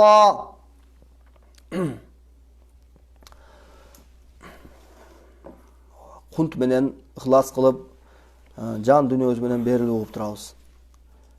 Eger hazır bizdi okup atkanda kusup jibерgenler bolsa su yegen bunlar bolsa je bolsam baş ayağı katı orup atkan bolsa je jürek orup atkan bolsa antkende jin orularda sıyqır orularda uşunдай bir müçölөр oruyt da ayağı oruyt kede ысып кетет чыйыргып кетет üstüne bir muzdак su куюп жүрген сыяктуу же болсам ысып ушундай чечинип кийимдерин жыртып салгысы келет ушундай учурлар болсо жандагылар жардам бергиле бир аз эгер ызы чуу салып аткан болсо бирөөлөр кармап турсун анан сөзсүз кунт менен дагы да bundan ham көбүрөөк ыхлас менен угуп туралы.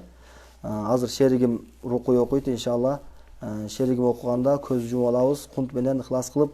Эгер мүмкүнчүлүгүңүздөр болсо, поделиться кылып башкаларга бөлүшүп койсоңуздар жакшы болот. Иншалла башкалар да уксун. Анан бул жерде угуп атканда тууган уруктары, ушундай оруп аткандар, бизге келгенге мүмкүнчүлүгү жок, алыс жердегилер, чет өлкөдөгүлөр же Кыргызстандын алыскы аймактарында жашагандар болсо, оруп аткандар болсо, ушул түз эфирге катышып туруп, оорулардан кутулуп, бул сыйкырлардан арылса болот толугу менен. Деги эле бир гана сыйкыр оорулардан же жин оорулардан гана эмес, медициналык ооруларда дагы ушинтип дем салдырсаңыздар иншалла болот. Атайын сиздер үчүн ачканбыз. Буну башкаларга да жакшы көрүп, көргөн нерсени башкалар да ыраа көрүп, бөлүшүп койсоңуздар аябай жакшы болот иншалла. Азыр шеригим баштайт, анда эмесе кунт менен ыхлас кылып угуп турабыз. Бисмилlah.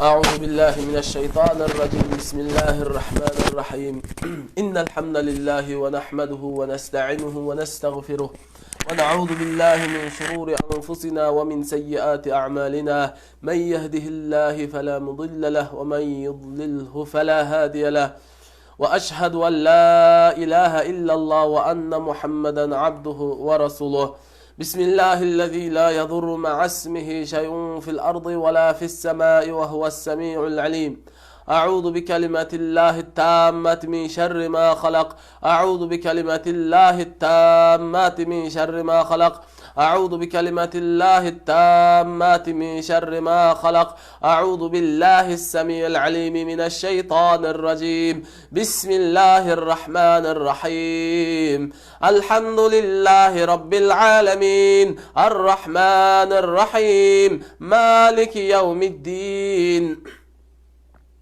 إياك نعبد وإياك نستعين اهدنا الصراط المستقيم صراط الذين أنعمت عليهم غير المغضوب عليهم ولا الضالين بسم الله الرحمن الرحيم ألف لام ميم ذلك الكتاب لا ريب فيه هدى للمتقين الذين يؤمنون بالغيب ويقيمون الصلاة ومما رزقناهم ينفقون والذين يؤمنون بما أنزل إليك وما أنزل من قبلك وبالآخرة هم يوقنون أولئك على هدى من ربهم وأولئك هم المفلحون بسم الله الرحمن الرحيم واتبعوا ما تتلو الشياطين على ملك سليمان وما كفر سليمان ولكن الشياطين كفروا يعلمون الناس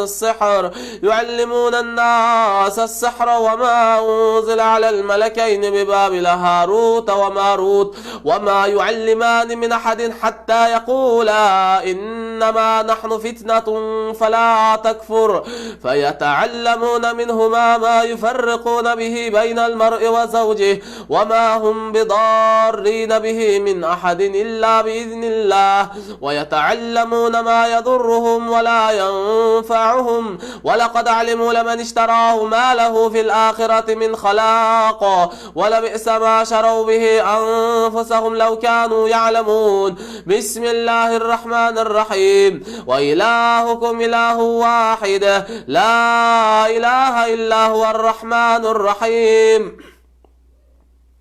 إن في خلق السماوات والأرض واختلاف الليل والنهار والفلك التي تجري في البحر بما ينفع الناس وما أنزل الله من السماء من ماء فأحيا به الأرض بعد موتها وبث فيها من كل دابة وتصريف الرياح والسحاب المسخر بين السماء والأرض لآيات لقوم يعقلون بسم الله الرحمن الرحيم الله لا إله إلا هو الحي القيوم لا تأخذه سنة ولا نوم له ما في السماوات وما في الأرض من ذا الذي يشفع عنده إلا بإذنه يعلم ما بين أيديهم وما خلفهم ولا يحيطون بشيء من علمه إلا بما شاء وسع كرسيه السماوات والأرض ولا يؤوده له حفظهما وهو العلي العظيم. لا إكراه في الدين قد تبين الرشد من الغي فمن يكفر بالطاغوت ويؤمن بالله فقد استمسك بالعروة الوثقى لا انفصام لها والله سميع عليم. الله ولي الذين آمنوا يخرجهم من الظلمات إلى النور والذين كفروا أولياءهم الطاغوت يخرجونهم من النور إلى الظلمات أولئك أصحاب النار هم فيها خالدون. أعوذ بالله من الشيطان الرجيم. آمن الرسول بما أنزل إليه من ربه والمؤمنون كل آمن بالله وملائكته وكتبه ورسله لا نفرق بين أحد من رسله وقالوا سمعنا وأطعنا غفرانك ربنا وإليك المصير. لا يكلف الله نفسا إلا وسعها لها ما كسبت وعليها ما اكتسبت. ربنا لا تؤاخذنا إن نسينا أو أخطأنا ربنا ولا تحمل علينا إصرا كما حملته على الذين من قبلنا ربنا ولا تحملنا ما لا طاقة لنا به واعف عنا واغفر لنا وارحمنا أنت مولانا فانصرنا على القوم الكافرين.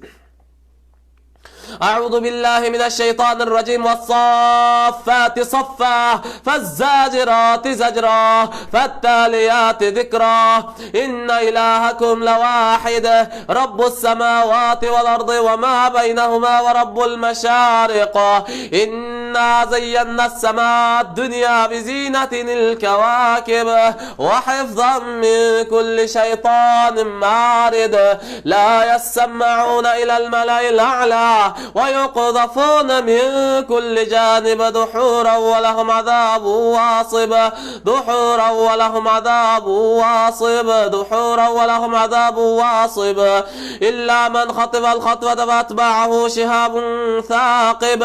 بسم الله الرحمن الرحيم. وقل جاء الحق وزهق الباطل إن الباطل كان زهوقا وننزل من القرآن ما هو شفاء ورحمة للمؤمنين ولا يزيد الظالمين إلا خسارا. أعوذ بالله من الشيطان الرجيم. والصافات صفا فالزاجرات زجرا فالتاليات ذكرا إن إلهكم لواحد رب السماوات والأرض وما بينهما ورب المشارق. إنا زينا السماء الدنيا بزينة الكواكب وحفظا من كل شيطان مارد. لا يسمعون إلى الملأ الأعلى ويقذفون من كل جانب دحورا ولهم عذاب واصب دحورا ولهم عذاب واصب دحورا ولهم عذاب واصب إلا من خطب الخطبة فأتبعه شهاب ثاقب. بسم الله الرحمن الرحيم. والصافات صفا فالزاجرات زجرا فالتاليات ذكرا إن إلهكم لواحد رب السماوات والأرض وما بينهما ورب المشارق. إنا زينا السماء الدنيا بزينة الكواكب وحفظا من كل شيطان مارد. لا يسمعون إلى الملأ الأعلى ويقذفون من كل جانب دحورا ولهم عذاب واصب دحورا ولهم عذاب واصب إلا من خطب الخطبة فأتبعه شهاب ثاقب. بسم الله الرحمن الرحيم.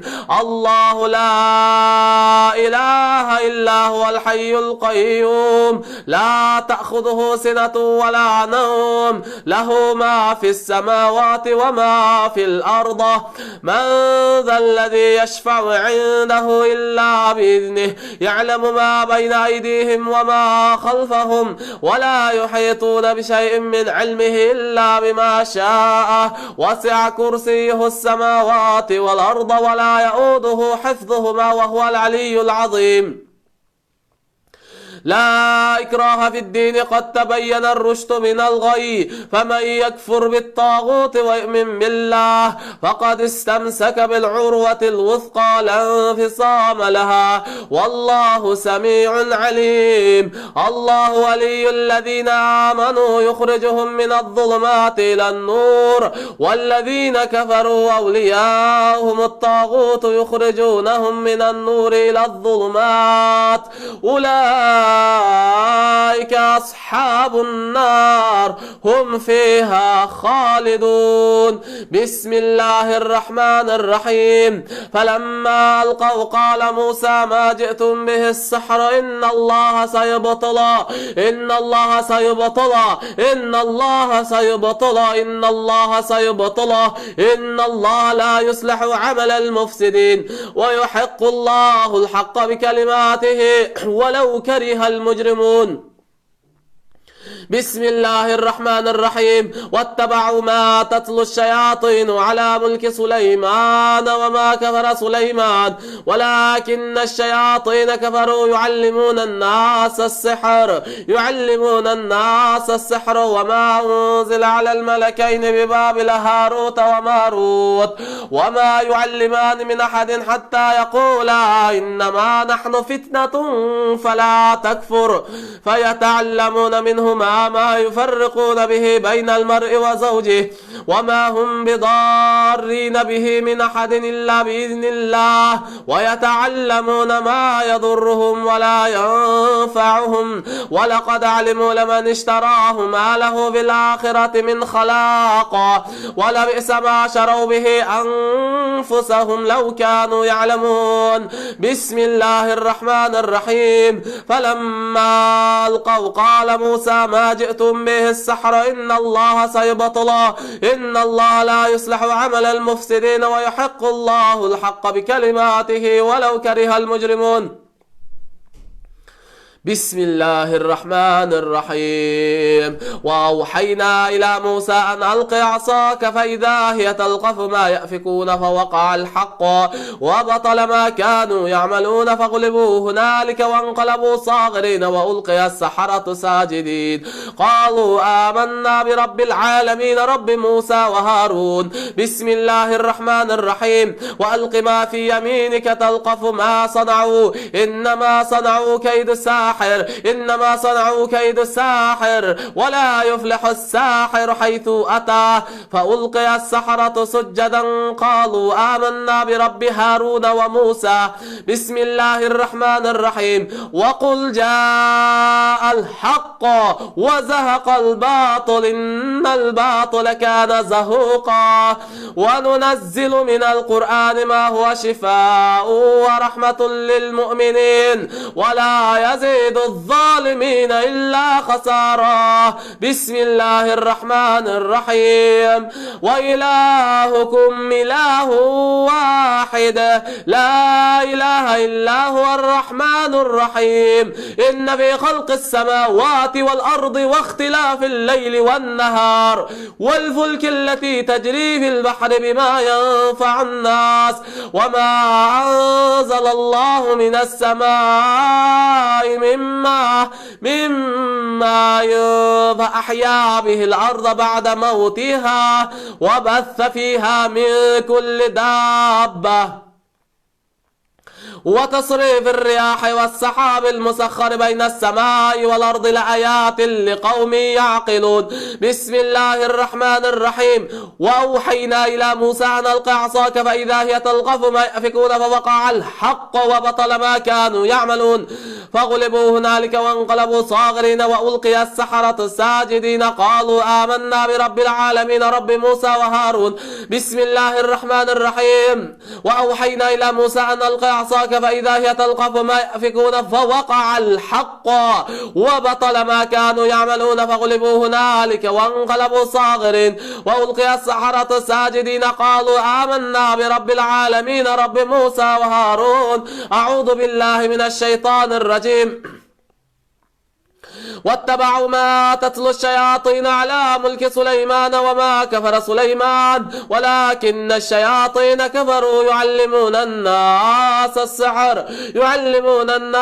السحر وما أنزل على الملكين ببابل هاروت وماروت وما يعلمان من أحد حتى يقولا إنما نحن فتنة فلا تكفر فيتعلمون منهما ما يفرقون به بين المرء وزوجه وما هم بضارين به من أحد إلا بإذن الله ويتعلمون ما يضرهم ولا ينفعهم ولقد علموا لمن اشتراه ما له في الآخرة من خلاق ولبئس ما شروا به أنفسهم لو كانوا يعلمون.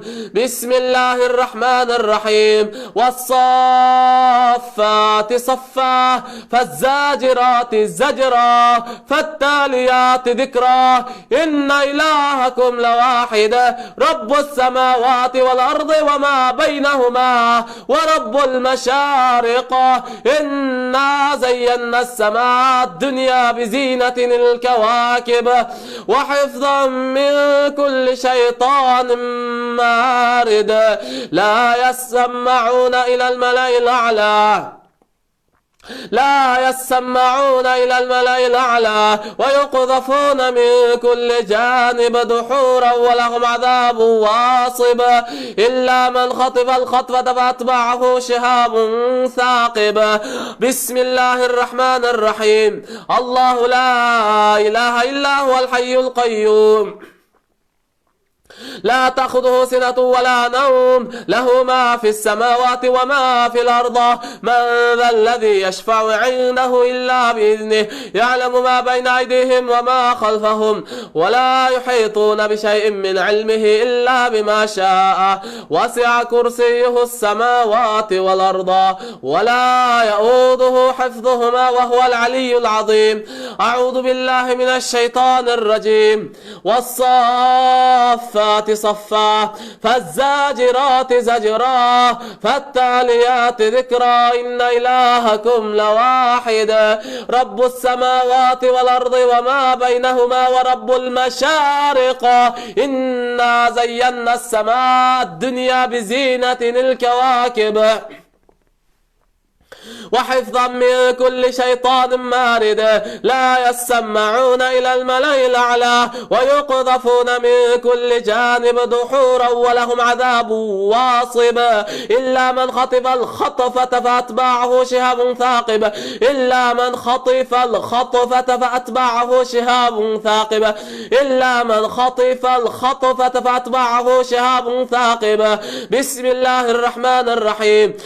واتبعوا ما تتلو الشياطين على ملك سليمان وما كفر سليمان ولكن الشياطين كفروا يعلمون الناس السحر وما أنزل على الملكين ببابل هاروت وماروت وما يعلمان من أحد حتى يقولا إنما نحن فتنة فلا تكفر فيتعلمون منهما ما يفرقون به بين المرء وزوجه وما هم بضارين به من أحد إلا بإذن الله ويتعلمون ما يضرهم ولا ينفعهم ولقد علموا لمن اشتراه ما له في الآخرة من خلاق ولبئس ما شروا به أنفسهم لو كانوا يعلمون. أعوذ بالله من الشيطان الرجيم.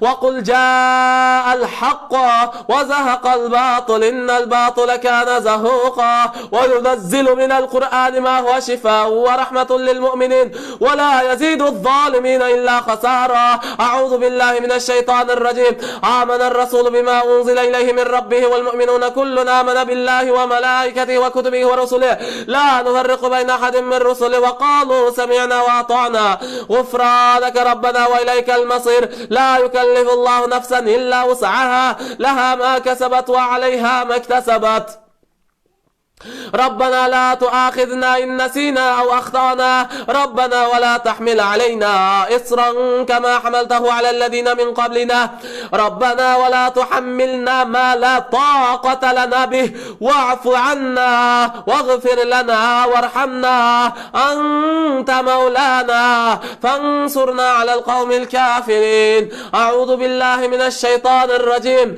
وأوحينا إلى موسى أن ألقي عصاك فإذا هي تلقف ما يأفكون فوقع الحق وبطل ما كانوا يعملون فغلبوا هنالك وانقلبوا صاغرين. وألقي السحرة الساجدين قالوا آمنا برب العالمين رب موسى وهارون. بسم الله الرحمن الرحيم. وألق ما في يمينك تلقف ما صنعوا إنما صنعوا كيد الساحر ولا يفلح الساحر حيث أتاه. فألقي السحرة ساجدين قالوا آمنا برب العالمين رب موسى وهارون.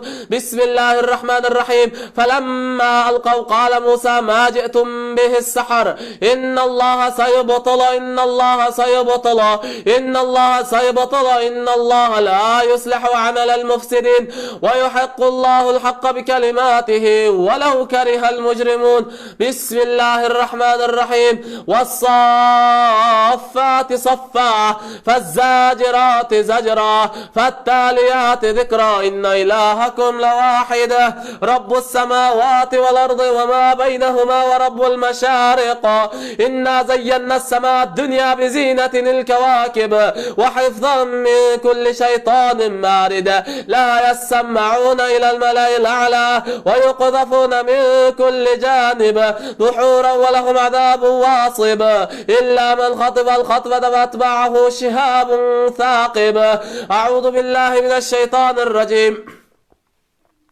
آمن الرسول بما أنزل إليه من ربه والمؤمنون كلنا آمن بالله وملائكته وكتبه ورسله لا نفرق بين أحد من رسله وقالوا سمعنا وأطعنا غفرانك ربنا وإليك المصير.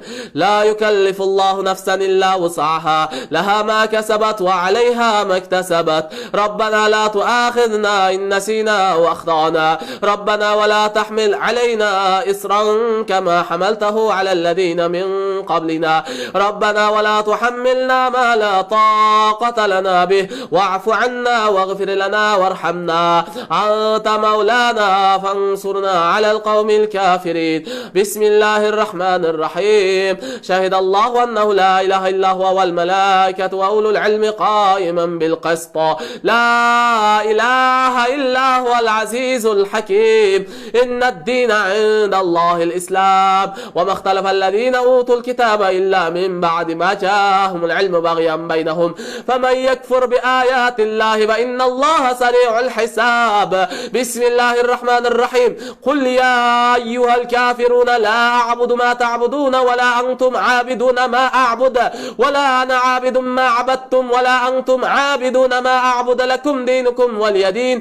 بسم الله الرحمن الرحيم. قل هو الله أحد الله الصمد لم يلد ولم يولد ولم يكن له كفوا أحد. بسم الله الرحمن الرحيم. قل أعوذ برب الفلق من شر ما خلق ومن شر غاسق إذا وقب ومن شر النفاثات في العقد ومن شر حاسد إذا حسد. بسم الله الرحمن الرحيم. قل أعوذ برب الناس ملك الناس إله الناس من شر الوسواس الخناس الذي يوسوس في صدور الناس من الجنة والناس. أعوذ بالله من الشيطان الرجيم. الحمد لله رب العالمين الرحمن الرحيم مالك يوم الدين إياك نعبد وإياك نستعين اهدنا الصراط المستقيم صراط الذين أنعمت عليهم غير المغضوب عليهم ولا الضالين. بسم الله الرحمن الرحيم. ألف لام ميم.